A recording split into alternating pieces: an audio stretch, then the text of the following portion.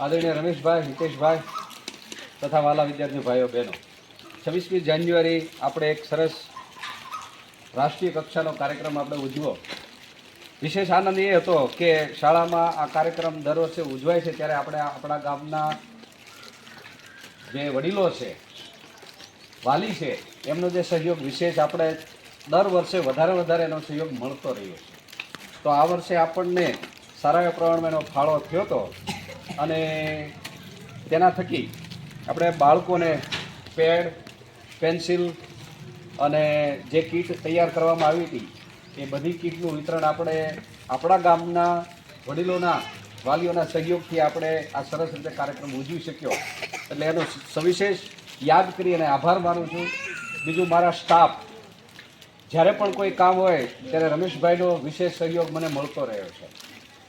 વસ્તુની પસંદગી હોય કે પછી વસ્તુ બહારથી લાવવાથી નિશાળ સુધી પહોંચવી હોય તો એ સરળતાથી આપણને પહોંચે છે અને એ લાવે છે. અને એના થકી આપણે એટલો બધો સામાન કમસે કમ અમરેલી જાય તો આપણે એનો વિશેષ ટિકિટ ભાડું આપણે એને ભોગવવું પડતું હોય છે.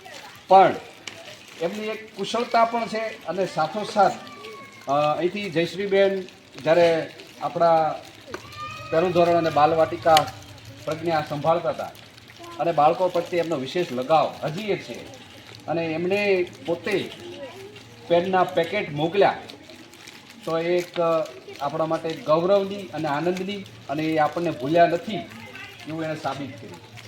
તો આ બધું જોતાં મને એનો આનંદ થાય છે કે આપણે કોઈ પણ કામ કરીએ તો સહયોગ ન હોય તો કોઈ કામ આગળ પાર પડી શકતું નથી. બધાના સહયોગની જરૂર પડે. તો તેમાં કાર્યક્રમમાં મારા બાળકોએ ખૂબ ભાગ લીધો હતો, મોટી સંખ્યામાં 113 બાળકોએ આ વખતે ભાગ લીધો હતો, 113 બાળકોએ. તો સાથે સાથે મારા સ્ટાફે પણ એને પૂરતો સહયોગ આપ્યો હતો.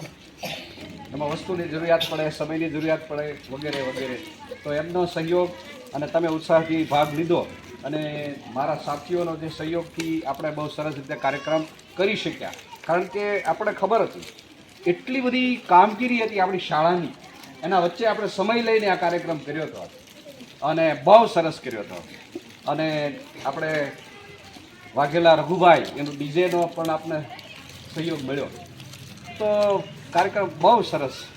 અને હું ઈચ્છું કે આપણા તમામ કાર્યક્રમમાં ખૂબ તમે ભાગ લો અને બધાનો સહયોગ મળે એવા વિશેષ રૂપે ગામ જેજાદ એમના ગ્રામજનોએ જે સહયોગ આપ્યો છે એમને ખૂબ ખૂબ ધન્યવાદ, આભાર.